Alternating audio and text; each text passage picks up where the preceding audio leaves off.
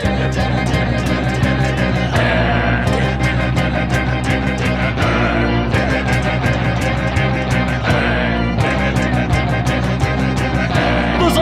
not a bat, he's a man who fights crime. And we're gonna watch him fight for a minute at a time. With John and Niall and a guest who doesn't rhyme. It's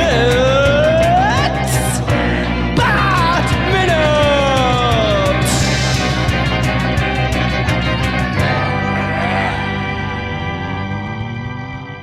Hello, and welcome to another episode of Bat Minute Forever, a podcast where we may suffer from exceptional syndrome with potential homicidal tendencies regarding Joel Schumacher's 1995 movie, Batman Forever, 1 minute at a time. I am one of the hosts, Niall McGowan. And making up the other part of the two total wackos hosting this show, it is I, John Parker. And we're once again joined today with coming in over the wires once more, Professor Christy Porter is. Hi, everybody. It's good to be back. Great to have you back. It's always good to have someone who genuinely understands the at least the occupation of one of the characters here. Yeah, I would like to think that I know what they're going for there. Yeah, it is useful because I am an amateur crime fighter, so I've got that base covered. So you're bringing a bit of different knowledge. But yeah, today we're here to talk about minute 32 of Batman Forever, which begins with Chase Meridian looking into a second riddle from the Riddler, and ends a minute later with Bruce Wayne gazing at a bat. But is it a bat? It's what you want to see, I guess. It's a bat. I have problems it's totally with that. a bat. It's one of his easy clock match. That's definitely a bat. That's yeah. No ambiguity. We'll get to it, but yeah, I have those issues. We'll say as well, Edward Nygma with this second riddle really stepped up his game. Like, that is a well-made friggin' riddle that he's got. It's amazing. It reminded me of former guest Beck Hill. Yeah, actually, little flip charts. Yeah, actually, was trying to get Beck back for a riddle minute, and she was just like, apparently she's very, very, very busy these days. She's just like, instantly reply was like, I've got barely time to breathe these days. So I was like, okay, no thanks anyway. But yeah, so then we get the second riddle, tear one off and scratch my head. What once was red is black instead. Always bugged me when I was a kid because we used to have matches in the house because, back in Ireland we had to light up the turf fire and all that sort of... And you have candles, there's no electricity. But I always noted that, like, the heads of matches over in Ireland anyway, were always brown. So I was like, what was red is black. Brown? Yeah, and from living in England, too, we've had matches, like, you always have one in case, like, the clicker on your hob isn't working, so you have matches there to light up the hob in case you need it. Usually pink. So I wonder if red matches is a distinctly American thing. Oh, I've got red ones as well, I think. Eh. I'm pretty sure I've got red, and I have a lot of matches. I light a lot of incense. So... I'm not going for a lighter. That doesn't seem old school enough. No, why a lighter when we could have matches? Exactly. Well, I know because at the top of a match head and the lighter, the strip at the side of a box apparently is coated in red phosphorus, which they added after a while because it's not poisonous, which would indicate that like all the previous matches were definitely poisonous when you were lighting them. But this is from an era where they put mercury in hats. Mercury. Oh, right. Yeah, right. That's where that "mad as a hatter" phrase comes from. That's right. Yeah, that's right. They all went a bit strange. Oh. They all turned into wackos. Wackos. That's right. Technical term. Yeah. Now, Bruce, I have an issue with him here as well. He is standing way too close to her here, and he's staring right in her eyes as he waits for the answer to this riddle. I find it very creepy. If someone was just looking right at me, right in my face, I'd be like, "Hey, can you back off?" Well, that's kind of what I mean about what's going on with these two. They are clearly interacting in pretty intense ways that probably are overly intense for whatever they need to get done during that meeting. Yeah, he's absolutely too close, which is both awkward and cool. Is it supposed to be awkward, or is it just movie, like, make them stand close because it's easier for the shot? Because I have known people stand this close to me, and I hate it. I like a bit of distance. But I work with a lot of people from Spain, and they seem to have a thing for getting very close when they talk to you. So cultural rules, right? Yeah. So we all learn those cultural very rules. Close. And it's they're lovely people, but I do start inching backwards. I'm going to get a bit of distance here. So then you would think that Bruce would know about this. He would know about personal space. You would, as it applies in Gotham. This could be like a little bit of revenge, though, because considering when Batman first met Chase Meridian, she was grabbing his hand for a handshake, and like she was really on top of him instantly. So he's like, "Oh, see how you like it." He's just like breathing over her shoulder, staring into her soul at the minute. Of course, he doesn't want to be found out at this point. He doesn't want to remind her of it of the actual Batman. No, and coming in, literally grabbing her hand for a forced handshake as well. Like, "Hey, how's it going, Dr. Chase Meridian? This is our first time meeting." He does tip his hat a little bit to the fact that he is an excellent detective, though, because he solves the next riddle here. He solves this one. That'd be one of those things, though. It's you know. like, is that excellent detective work, though, or is this just like, oh, this is like a children's book riddle kind of thing? Well, I thought, he solves it in a way and with such confidence that makes me think he worked this out before he set off. He worked this out back at the Batcave. He got Alfred on the old Google. Mm. I'm sure. There's no way he's working that out there and then. Look at him. Listen to him. He's cheeky. He's trying to appear intelligent to his lady. That's one of those things. It's like a common thing they usually have. It used to be in the Adam West show, and it's in the animated series, is that whenever it was a Riddler episode, Robin would usually be there, and Robin was usually the person who would figure out the riddle. Because it's like, oh, it's a smart school kid. The convoluted riddle that made no sense. Yeah. It seems like, wouldn't that be a thing, like, at the end of the movie? I guess at that point it's supposed to be like, oh, they're not. Well, you could easily retool it, but, like, it should be Robin comes in, and then Batman's, or Dick Grayson comes back. And then he's just like, Bruce is like, we're trying to figure out all this stuff. And then Dick Grayson should be the one to go like, well, what if it's letters of the alphabet? Well, and then what if it's numbers? And then he should be the one that would spell Mr. Enigma. And then Bruce should be like, Edward Nigma. And it should have a little bit of that in there. But like, it would give Robin something to do. Well, that's one of the questions we've had throughout the entire show, Christy, is back in season 1. I always had, I came across the revelation that I grew up thinking that Jack Nicholson was regarded as like a really sexy guy by most people. Found out, according to most of my guests, no. That'll never not make me laugh. No, I think well, maybe I'm older than most of your guests. I don't know. So, Jack Nicholson, sexy. Well, if we're gonna think about him in terms of the Penguin, that's gonna be a big no. No. But in other things, like how about Chinatown? Well, you just like the nose bandage thing. Like, oh yeah, you stick a wad of cotton on his face, he looks great. Oh yeah. Oh, okay, maybe not that. That's always been my move. But then, found out this season, apparently a lot of people back in the 90s were really into Chris O'Donnell, which I find shocking because it's like, he just looks like, if you had to think of the blandest looking man in the world, Chris O'Donnell will be up there. He's a little generic. I would agree. He's a little generic. But he's 90s sexy. Okay, sure. He's got that boy band kind of thing. He's the one in the boy band who's a little bit dangerous. Oh, I was going to say he's completely inoffensive. There's just, he's not going to hurt anybody. But he's got the earring. He rides a motorcycle. He's like, oh, he wears leather.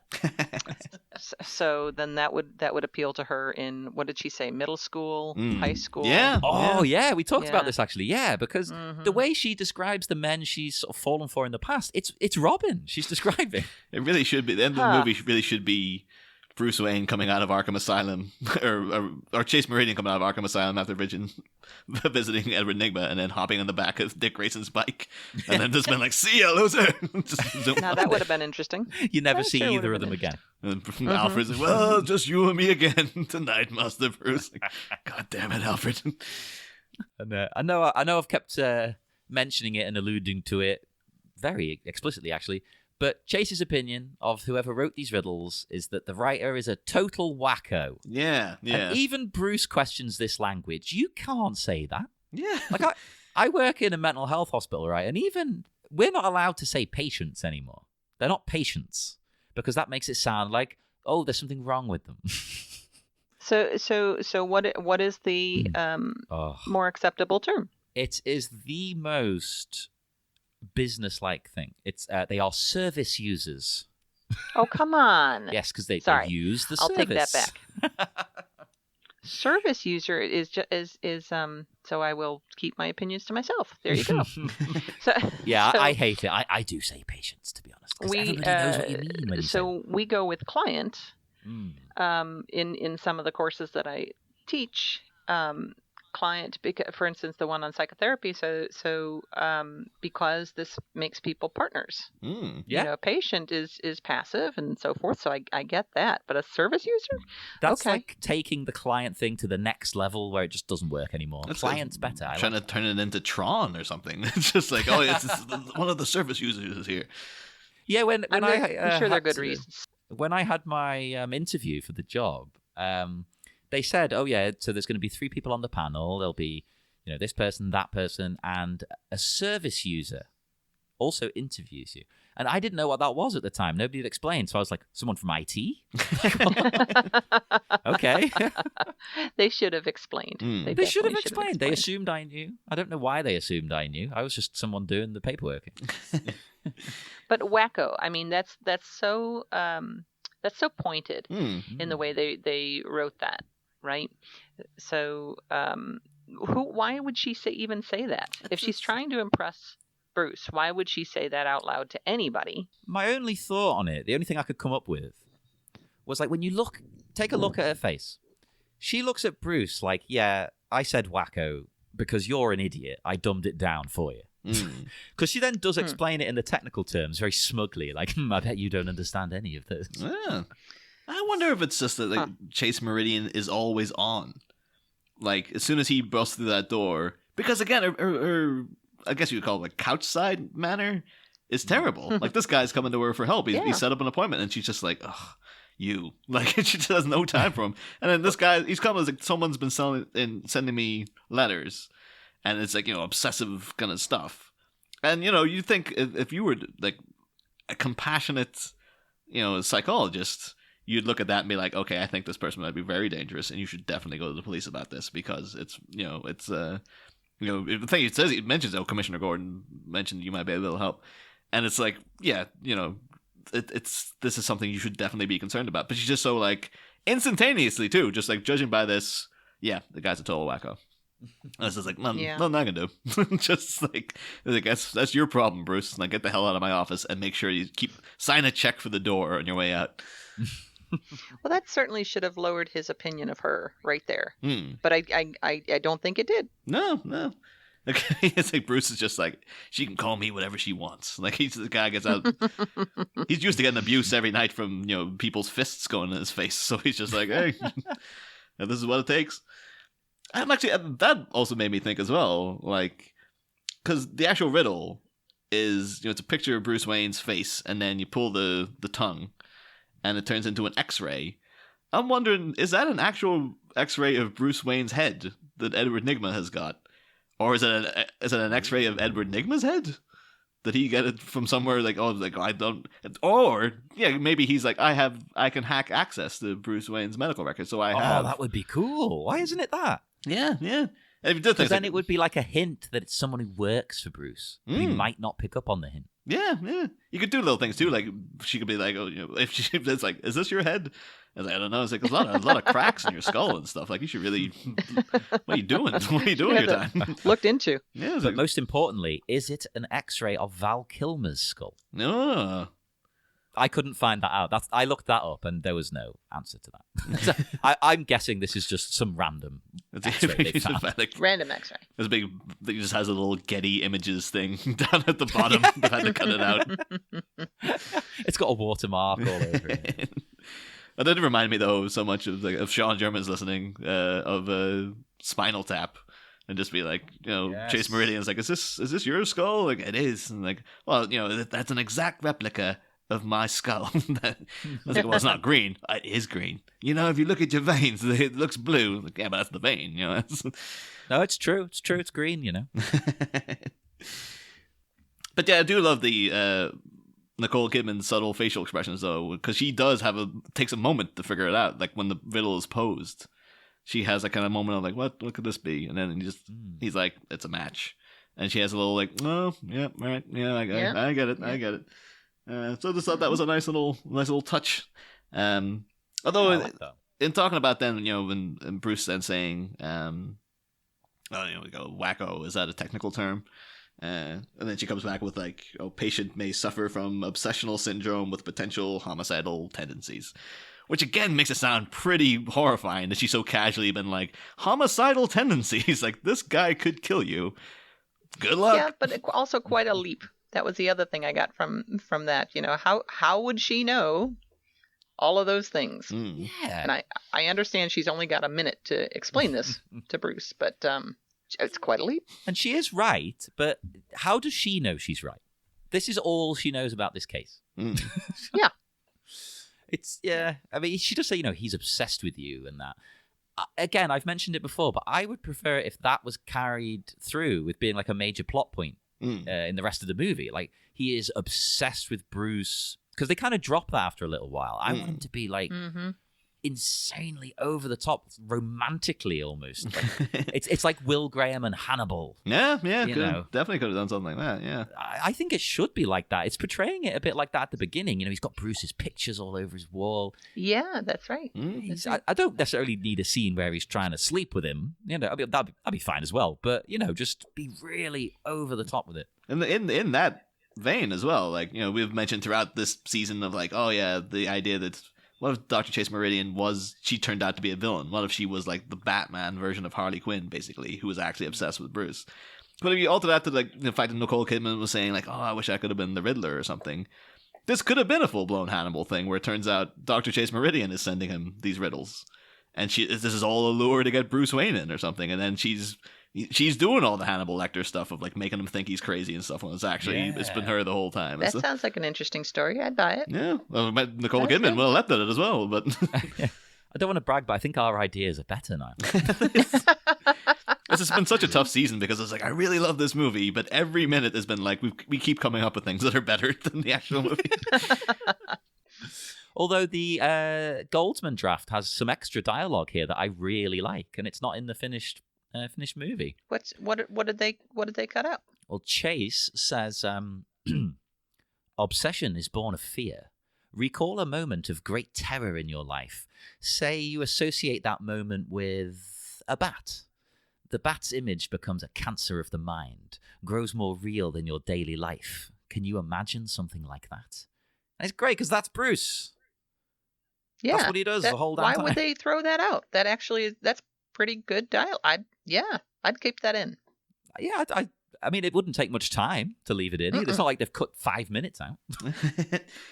No.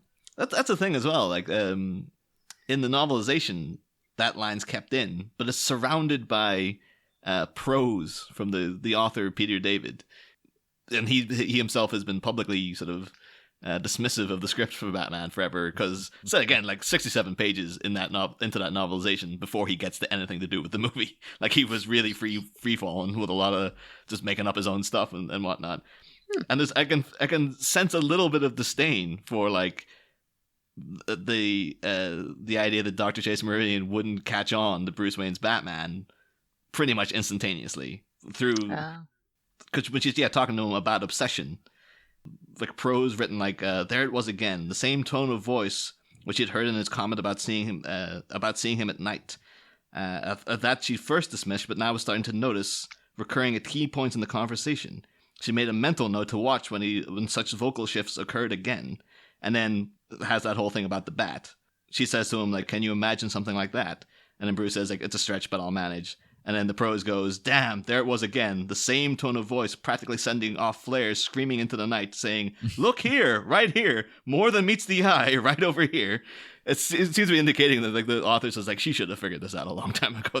Or that he's a transformer, of course, more than meets the eye. Yeah. But well, of course, none of this, it's interesting, but none of it has to do with what she's actually supposed to be doing. She's supposed to be, she's hired by the Gotham City Police because she's an expert in dissociative disorders or multiple personality, and obsession doesn't have anything to do with it, and homicide doesn't have anything to do with it, and riddles doesn't have anything to do with it, and fear and PTSD and anything else she might have mentioned either in the scenes or deleted scenes. So why did they go out of their way to make, except to do the motif, which just doesn't really show up when she's doing her psychologizing.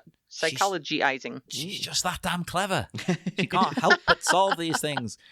Because, she's caught on to the fact that Bruce clearly understands obsession very quickly.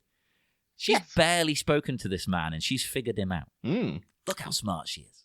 That's pretty convenient. There's a thing actually in the Bachelor draft as well, like because when she comes out with like the whole patient may suffer from obsessional syndrome and whatnot, what she says in that original draft is quite kind of quite similar to what happened in the first scene where she met Batman and she was talking about like the normal rules of right and wrong no longer apply, like talking about Two-Face but also blatantly talking about Batman and stuff.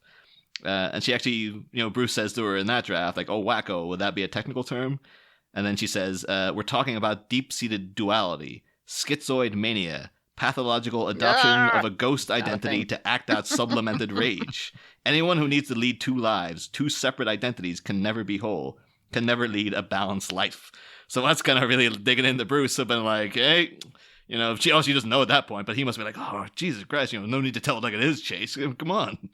I mean, it depends how far you take that concept as well, because I would argue people do lead multiple lives. You've got your let's make it simple. Your home life and your work life. They're often two very different lives. So, sure. Maybe talking about even that though, like two entirely different personalities. But like, a lot of people would be like, you are a entirely different person at work than you are at home and stuff. So I'm totally different. I'm not remotely the same. Yeah, I just go to work to get it out of the way. I don't want to have fun while I'm there. People going to John's work and he's just stomping around, chewing a cigar, barking at people and stuff. These service users need to be served by 5 p.m. God damn it! Bring me pictures of Spider-Man. which is all fine, but why is she talking about obsessions? I guess she has to explain what the Riddler's doing. Yeah, I guess. Yeah, for some reason. They should have stuck to one disorder, or they should have made her credentials show up better in these couple minutes. Although in saying that, if this is me. Like, maybe I'm really over-analyzing this thing myself, but I thought, like, if this is deliberate, this is genius. In that, like, as the conversation continues, obviously, and Bruce starts approaching the Rorschach blot that's on the wall, we see behind him, that would be at the other end, at the mirror point of the room, I guess, another painting of someone atop a white horse with these kind of green wings behind them. And so you consider, like, if you can see in long shots of the office, you can see that there's actually 3 Rorschach blots that all look very similar. So this is the third Batman movie. This blot is blatantly a bat. So it's the third Batman. Maybe that was a thing they were going for. And then if you consider across the way, they're talking about like, his obsession. The only way to cure this would be to purge the obsession. And Bruce is like, to kill me. And then you got a picture of someone across the yin yang kind of angle from the Batman blot, the Bat ink blot. Of course, then you see someone atop a pale horse, classic Bible thing, like came on a pale horse and death followed with him. And then the green design behind it looks very similar to what the box is. Like the remember the box has these kind of lime green wings that come out either side, very similar to what's happening in the design of that painting. And I'm wondering if this is supposed to be like, Edward Nygma himself is, he's the person they're talking about, the person who's going to have to kill him, death, pale horse, and he is the yin-yang to Bruce Wayne because he is trying literally to become Bruce Wayne's doppelganger at one point in the movie. Like he's, dressing up exactly like him, puts on his glasses and all that sort of stuff. So if that was a bit of set design where they're like, yep, this is designed to look a little bit, evoke a little bit of like Edward Nygma-ish kind of. If any part of that was true, that would be awesome. I think that's well beyond what they had thought about. But I like the narrative. Yeah. I like the story. I'm gonna give Joel Schumacher the benefit of the doubt and say he definitely planned that. Definitely, he rang me this morning to confirm. Awesome. Now I've got a lot to say about this Rorschach test. I'm going to go more into it next time, but look, I said it at the start. That's a bat. Oh yeah. Oh, 100%. There's no two ways about it. You can't look at that different. That's a bat. Nobody's projecting anything onto the image. It's a bat. Maybe this is another bit of bait by Chase Meridian. She's like, I'll put up an ink blot that's blatantly a bat. And then if someone comes in and sees a bat, then they might be Batman, and I'll have my man. Yeah, I'll have trapped him. So that's the question. Why did she put it up? Well, that's interesting as well, because I was looking into the history of the Rorschach tests, and I'm not sure what it's like in the USA, but in the UK we don't really use them, and they've been kind of considered a pseudoscience when I've looked at it. They're very rarely used, and only for specific things, because it's been considered like a kind of cold reading, basically, a bit like a psychic would do.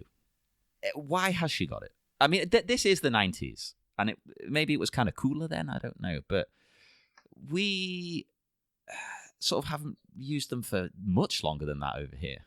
So I have a couple ideas about that. One is I noticed that it looked like an old painting. So the paintings that she has are pretty old, right? Yeah. And then this one, it's kind of rumply. Yeah. So I thought maybe it was historical or something. So maybe she would have put it up as to decorate her office with a nod to and these are historical things, and we use them, and they are old. They're 1884.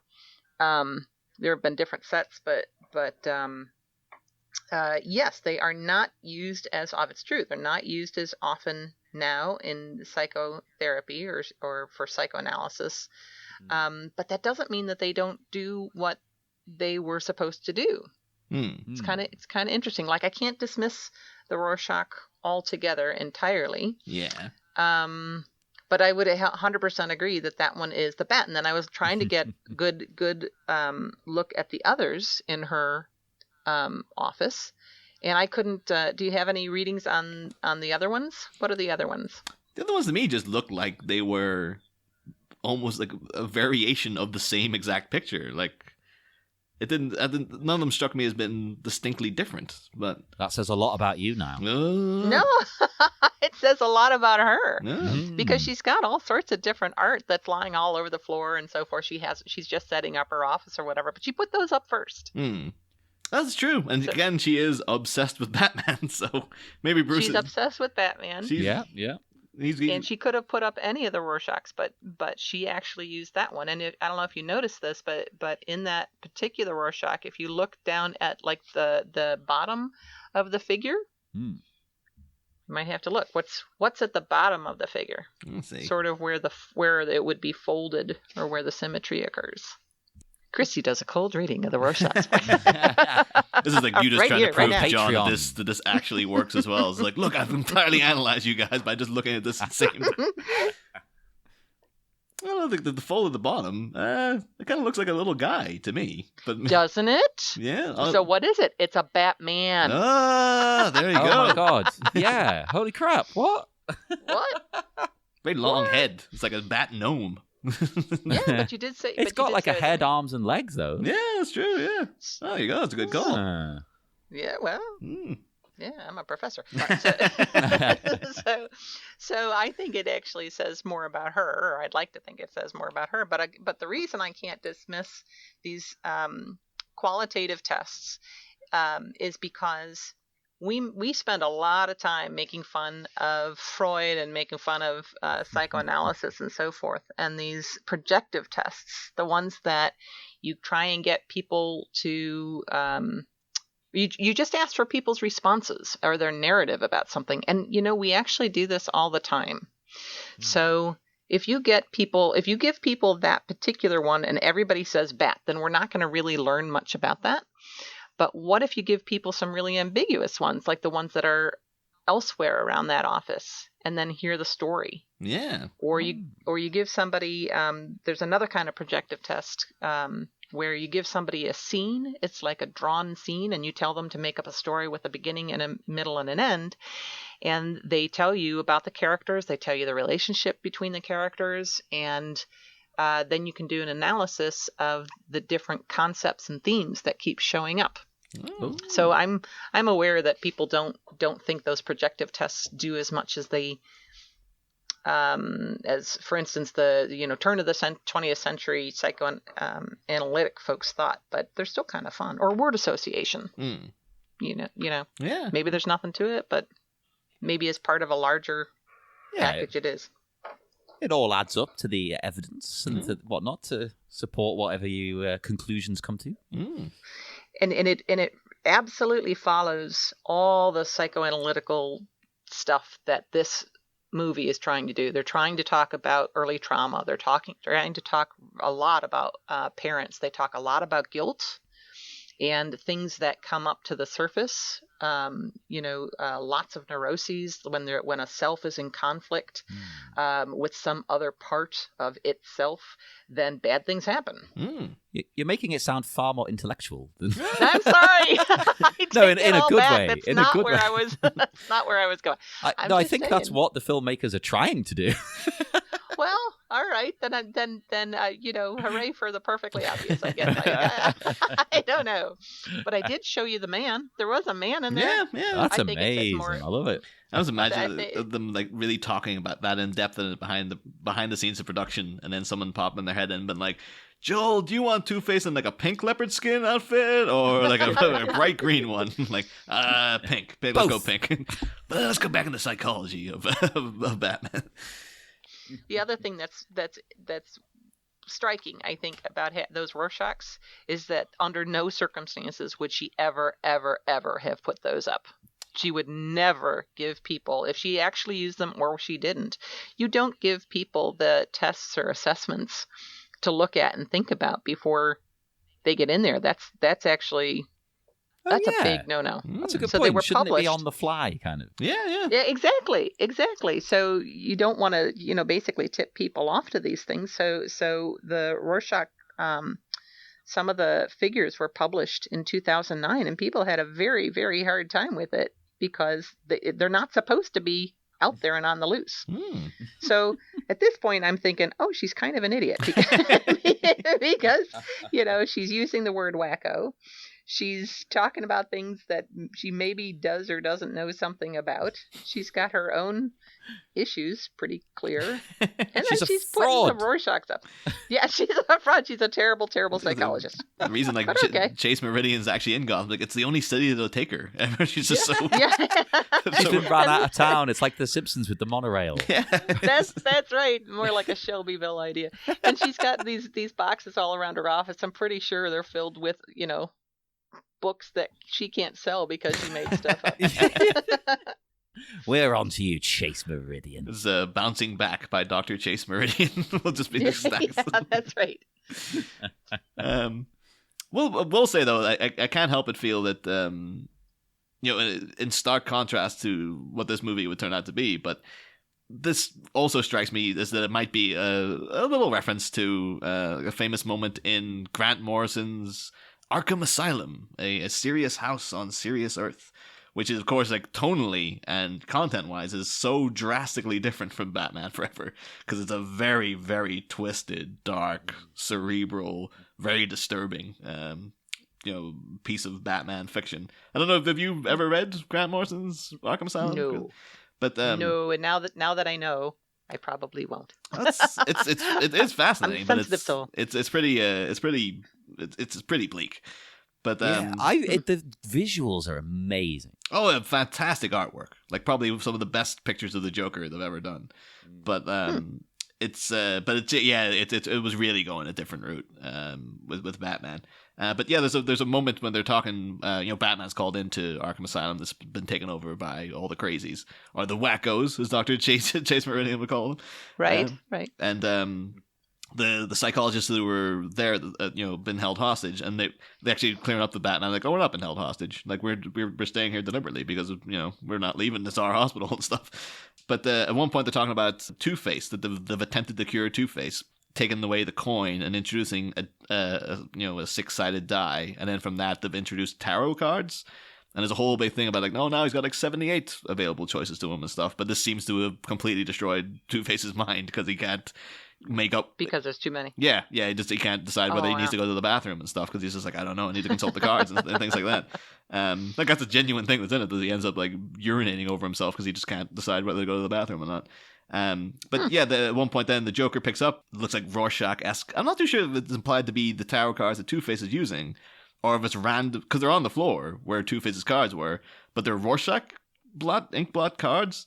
And at one point he shows it to Batman. This is like, well, what do you see? And it cuts to a full page of this beautiful but horrific, like full-fledged painting by Dave McKean of a giant bat that's just staring into you.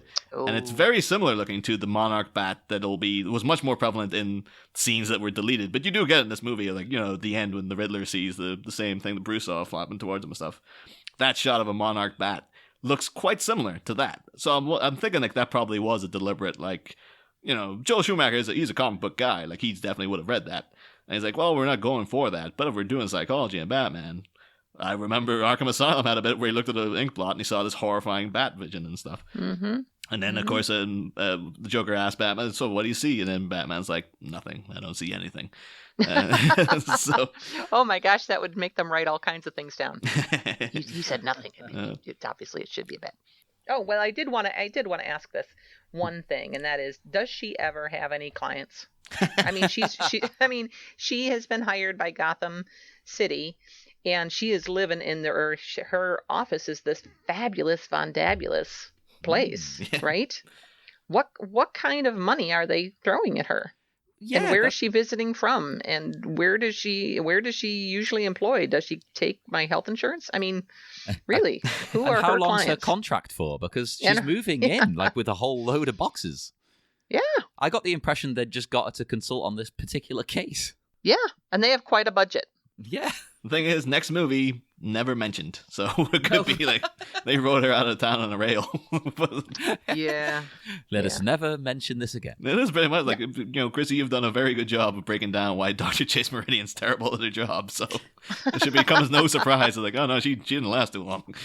Yeah, we came round to her. We started liking her. Now you've ruined it. I'm sorry. Maybe we'll like her better in the next minute. Yes. No, you've ruined it in the best possible way. Well, all right then. Good. But yes, we will head off into the dark, dark night.